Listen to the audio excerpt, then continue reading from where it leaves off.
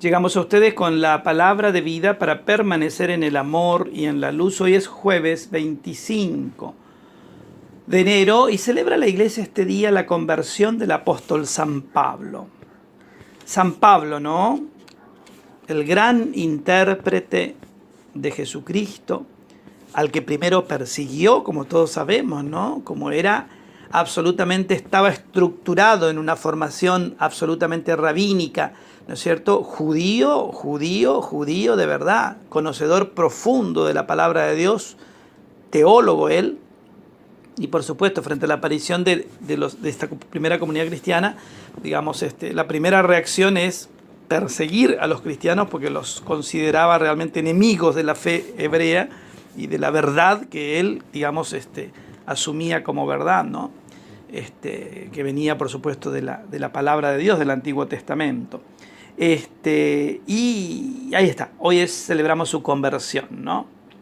El evangelio que meditamos este día, Marcos 16, desde el verso 15 al 18. Jesús resucitado se apareció a los 11 y les dijo: vayan por todo el mundo y anuncien la buena noticia a toda la creación. El que cree se bautice, se salvará; el que no crea se condenará. Y estos prodigios acompañarán a los que crean. Arrojarán demonios en mi nombre y hablarán nuevas lenguas. Podrán tomar a las serpientes con sus manos y si beben un veneno mortal no les hará ningún daño. Impondrán las manos sobre los enfermos y los curarán.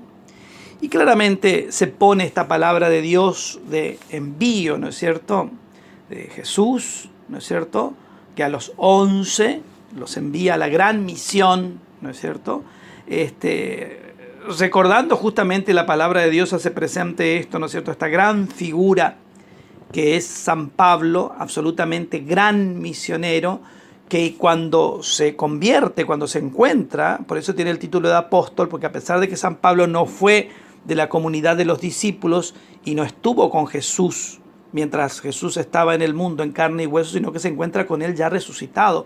Cuando se le aparece, ¿verdad?, en aquel famoso camino hacia Damasco, ¿no es cierto?, ahí se le aparece Jesús y por eso tiene el título de apóstol, como los otros apóstoles. Porque claramente se encontró realmente, no con el Jesús en carne y hueso, pero sí con el Jesús resucitado. Y es que se transforma a partir de esa experiencia entonces en el gran intérprete del Evangelio de Cristo, en el gran anunciador y el que saca, podríamos decir, el Evangelio de Cristo que estaba circunscripto, digamos, a los límites del solo pueblo judío, del solo pueblo hebreo. San Pablo los proyecta al mundo. Por eso es la gran, digamos, inspiración y el gran ejemplo misionero que tiene la iglesia, ¿no es cierto?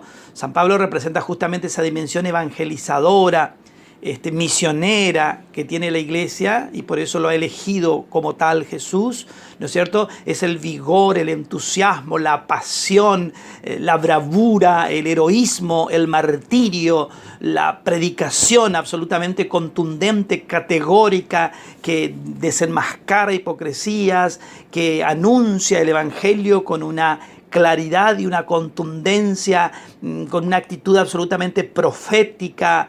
San Pablo es claramente, ¿no?, una estrella refulgente en el paraíso de Dios y en la iglesia, que claramente, digamos, es el paradigma también, podríamos decir, ¿no es cierto?, de la iglesia misionera, San Pablo, ¿no es cierto?